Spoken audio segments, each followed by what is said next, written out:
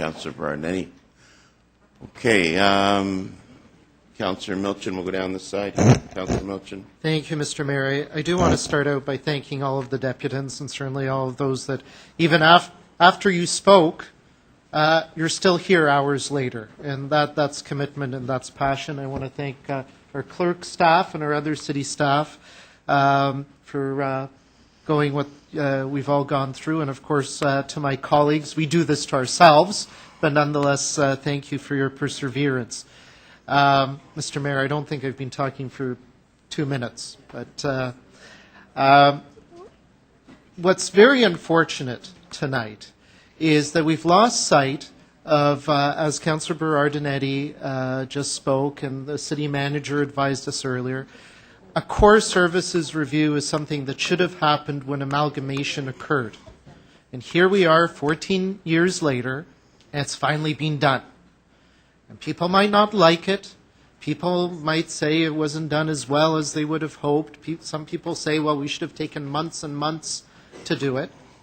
But it's an accurate snapshot. It's a snapshot. It's not a comprehensive document. It's a piece of information that will inform the deliberations over the coming months as we look at service efficiencies, as we look at user fees, as we do our normal budget review process, as our city staff take the instructions they've received from the city manager to look at, to describe what 10% across the board cuts mean in their departments and ABCs. We'll take all of that information and analyze it, as we do every year. But what I'm disturbed at is the fear-mongering that has taken place during this evening and during the process. When I hear a very prominent provincial candidate come and depute at this committee and say young children are afraid that their parks will be sold off. Where did they hear that? From that candidate? From somebody else? They didn't hear it from any document that's been here. They didn't hear it from the mayor. They didn't hear it from any of us. Who goes around fear-mongering with young children? And when we have many deputants, I assume quite honestly tell us they don't believe we have a structural deficit. They think we've made it up. Well, who's trying to create a crisis? It's not us. There's a lot of fear-mongering. There is a structural deficit. For years we've dealt with it through draws on reserves and one-time fixes and various tricks. We can't do that anymore.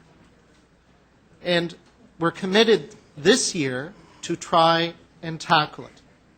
Nobody's saying that we'll completely eliminate it.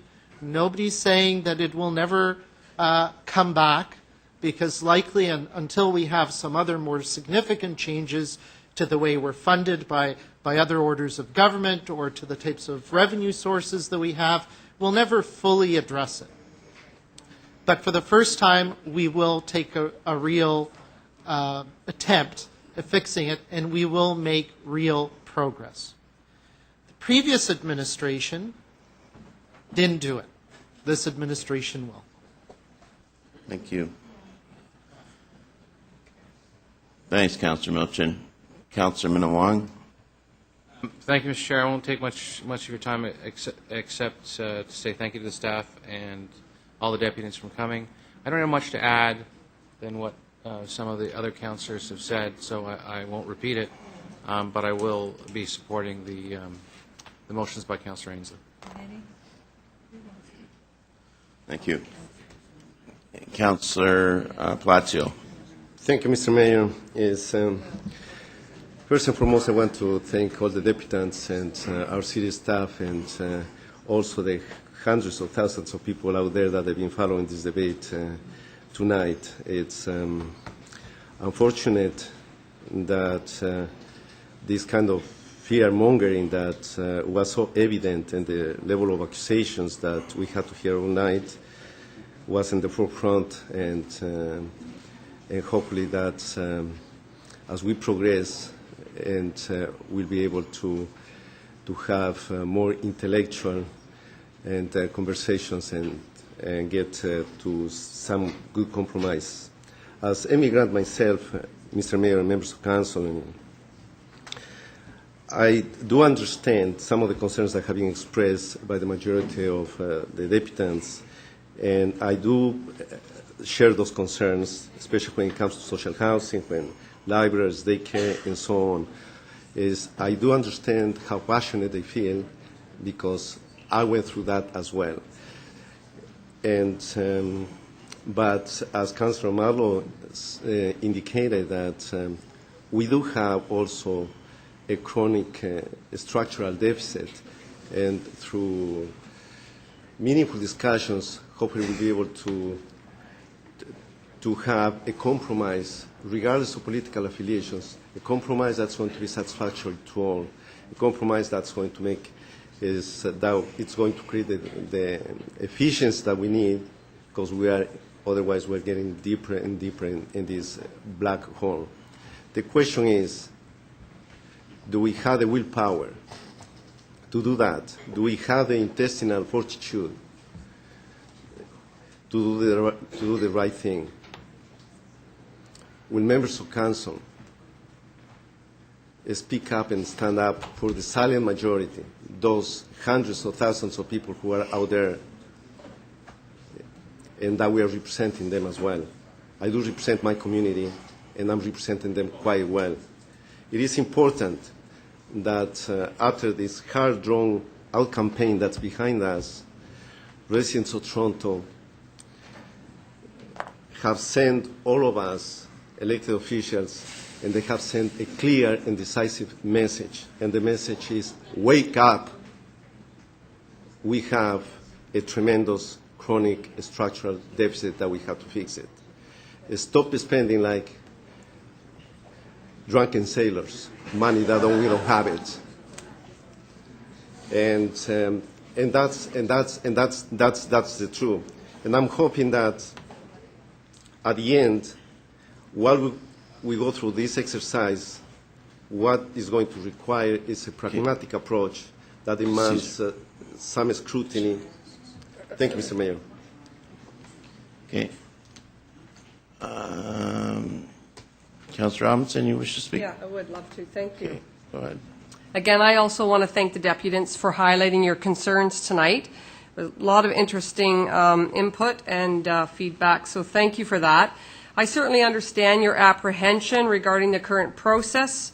I feel that way too. I know a lot of residents depend on these services that are being reviewed during this process, and as you can appreciate, the prospects of studying these services in detail is daunting for councillors as well as residents. To clarify, there has been no recommendations put forward, only options and observations.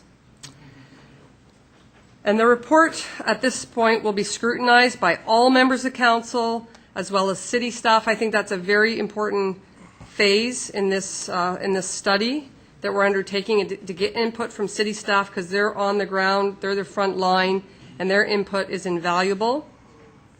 And of course, the most important is hearing what the residents' concerns and comments are.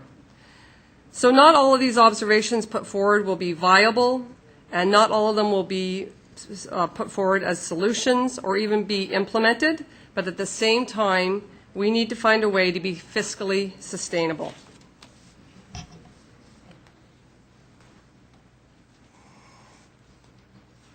Okay, Councillor Shiner. Thank you, Mayor Ford. Many residents that I represent didn't come down here today, but they have continually told me that we have to stop the spending. Taxes can't increase above inflation. They're my seniors, they're my young families, they're newcomers. They can't afford that type of increase, nor can they afford the big service fees that were put on them. None of us want to be here. But as it was said, there's a $750 million shortfall that hasn't been addressed, and it has to be addressed now. It's real.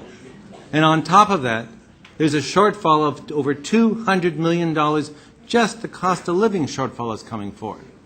But remember now, the first term of council under Mayor Lastman, our budgets went up from $5 to $6 billion over the 2 terms. That was $200 million a year. That was cost of living.